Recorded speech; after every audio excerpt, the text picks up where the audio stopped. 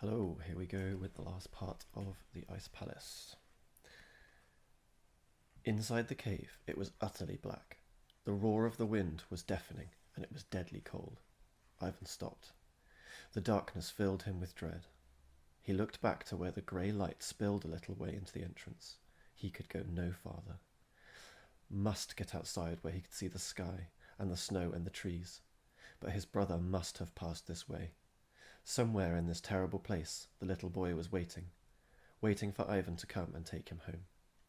He set his lips in a thin, firm line and moved on into the blackness, holding out his arms before him and going very slowly. The wind howled in his ears, and he heard again the laughing voice in it. Something fluttered in his face.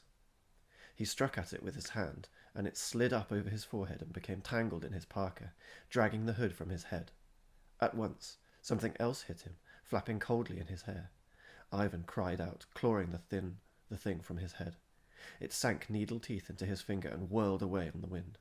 Another one, this time on his chest. He threw up his arms to protect his face. Whatever the things were, they were all around him. He felt the small collisions, felt them cling, fluttering to his clothing. He screamed, but the wind drowned the cry. He whirled round and round, beating at himself to knock them off, and for every one he brushed away, there was another to take his place. He knew that it was hopeless. He put his head down, wrapped his arms around it, and went through them, and after a time, the collision stopped. For a long time, Ivan moved onward through the cold darkness. The sound of the wind began to fade, and when he looked back, he could no longer see the light. As he walked, he noticed that the tunnel was becoming higher and wider, and he seemed to be moving towards a lighted place. Presently he stopped, listening intently. Somewhere in front of him he heard a laugh. It was not a pleasant laugh, like the laugh of someone who is enjoying a good joke.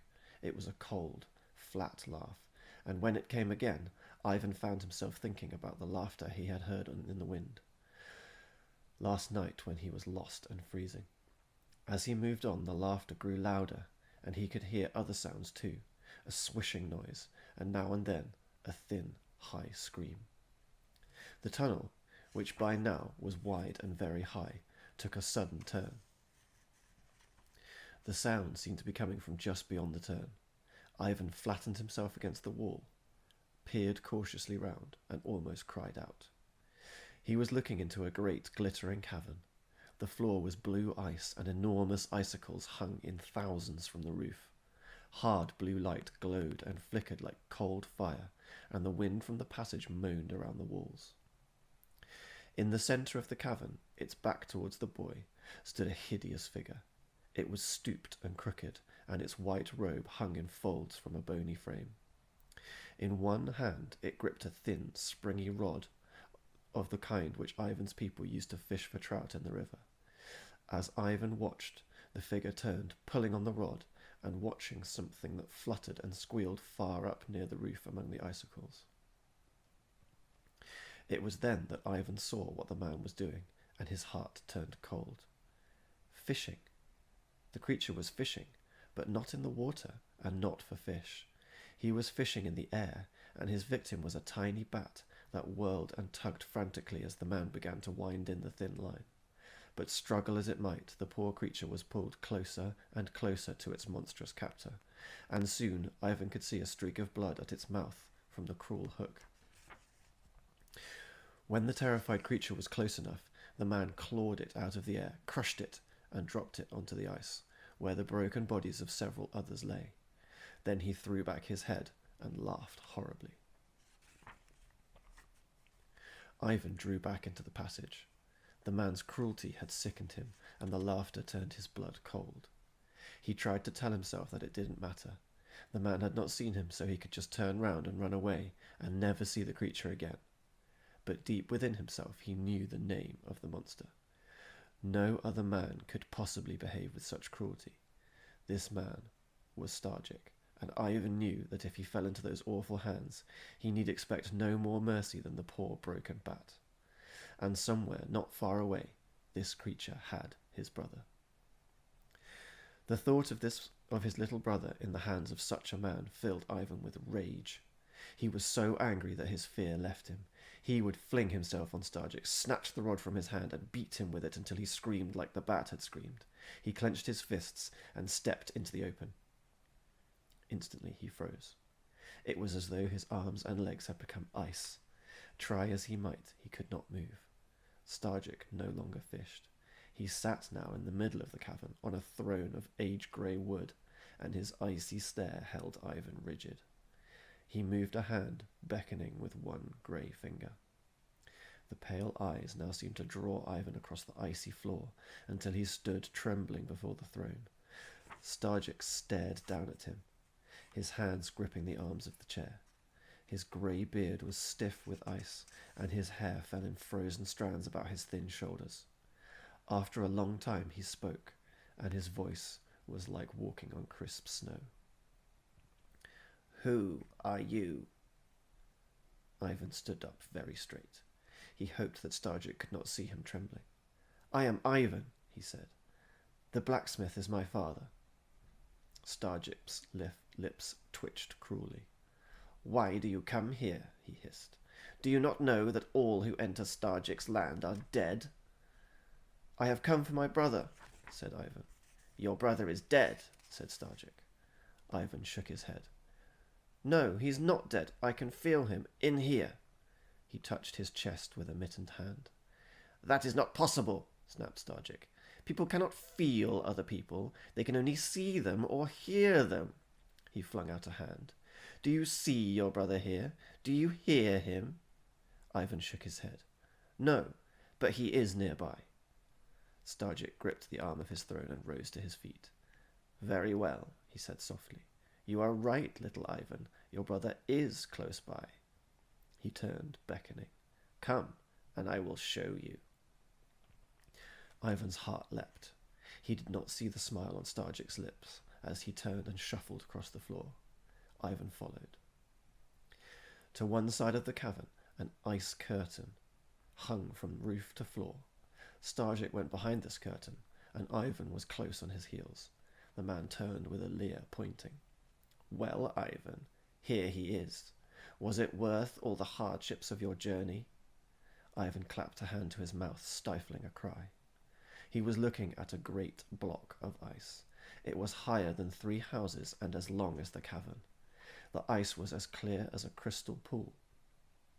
And inside he saw children. Many children, trapped in the solid ice. Some looked as though they had been running. Others seemed to have been skipping. Some sat and some stood. There were frozen smiles and frozen frowns, and there, right at the front, gazing out from his icy prison, was Ivan's brother. Starjik laughed cruelly. "Such pretty children," he said, "and mine forever." Ivan looked into the twisted face, and his eyes were filled with tears. "But these children do not move," he cried. "You cannot play with them or hear them laugh. You could make such children from painted wood." Starjik shook his head. "Ah, no. The finest woodcarver could not do that. And besides, I take the children to punish those who sent me away." He laughed again. "Once I was a child like these," he said, "but the other children would not play with me. They said my heart was cold, and they sent me away." He turned to the ice prison, resting his hands on it, looking in. "Now I have friends, and every one a pretty one, for I have chosen them myself." He turned, smiling coldly down at Ivan. "You also are a pretty child," he hissed. "You would not be out of place in my collection. You would not be out of place at all. They are happy, you know, with me, for they have forgotten their homes. And now it is time for you to join them." He reached up and snapped an icicle from the curtain. Ivan backed away. Starjik laughed. "It is no use, Ivan. You cannot escape. I have only to touch you with this icicle, and you are mine forever." Ivan felt the ice prison at his back. He could go no further. Starjik grinned and came on, the icicle held out before him. Ivan bit his lip. The ice point was inches from his head. As Starjik stooped for the final lunge, the boy whipped off his mitten and flung the ice pips into the evil face. His voice echoed shrill through the cavern. "Brothers never more shall part. Melt the winter in his heart." At once There came a rumbling sound, and the cavern floor quivered. Starjik staggered back with an awful cry, his hands clawing at his face. Ivan was flung to the floor. Behind him, the ice prison heaved, split, and shivered into fragments. He scrabbled at the slippery floor, trying to get up. Then something struck him on the head, and he felt himself falling. After a long time, Ivan opened his eyes and cried out. Starjik was bending over him. He rolled away, trying to get up. Starjik watched him. Ivan scrambled to his feet and backed off, eyeing the old man warily. Starjik made no attempt to follow, but stood, gazing at him across the shattered ice. Then the corner of his mouth twitched, so that he seemed almost to smile. Ivan screwed up his eyes, shook his head, and looked again. Starjik was smiling. There was no cruelty now in his smile. There was something in his hand, and he held it out towards Ivan. "Soup," he said. "Hot soup." Ivan took a step forward. Something grabbed at his waist and clung there very tightly. He looked down and saw his brother's head pressed against him. All around, children were awakening, rubbing their eyes and gazing about them. Starjik came closer, offering the soup. He seemed straighter now, less twisted. Ivan took the bowl and backed away, drinking the hot soup and watching Starjik through the steam. "There are furs," said Starjik. "In my storeroom, many furs. I will fetch them." He shuffled away through the splintered ice. Ivan gazed after him wonderingly, passing the soup bowl to his brother. Starjik went several times back and forth with his shuffling gait until a heap of warm furs lay on the floor. "You ought to be going," he said. "There is no wind now, and you have a long journey." He began to go round from child to child, wrapping the furs about their shoulders, smiling.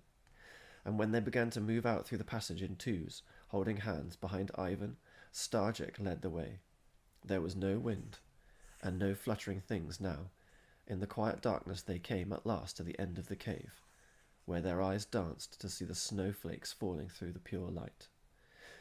"You will never see me again," said Starjik, "but I shall see you. And when winter comes, again, you will have reason to remember how Starjik's heart was warmed." And so they left Starjik's land, and Ivan took them home. And at every village he strode along the street, crying, "Here are your children, home again from far away." And the people cheered, and brought food, and heaped gifts upon them, and stood waving as the line of children marched away. With each village, the line became a little shorter, until at last only Ivan and his brother were left. And so they came home, and the fear melted in the hearts of the people, and they were happy. And when winter came, Starjik remembered his promise. No one heard him come, for the howling wolves were gone, and his sled was pulled now by silent deer. But when the people woke at dawn, there were sled tracks in the snow, and shining gifts by all the children's beds.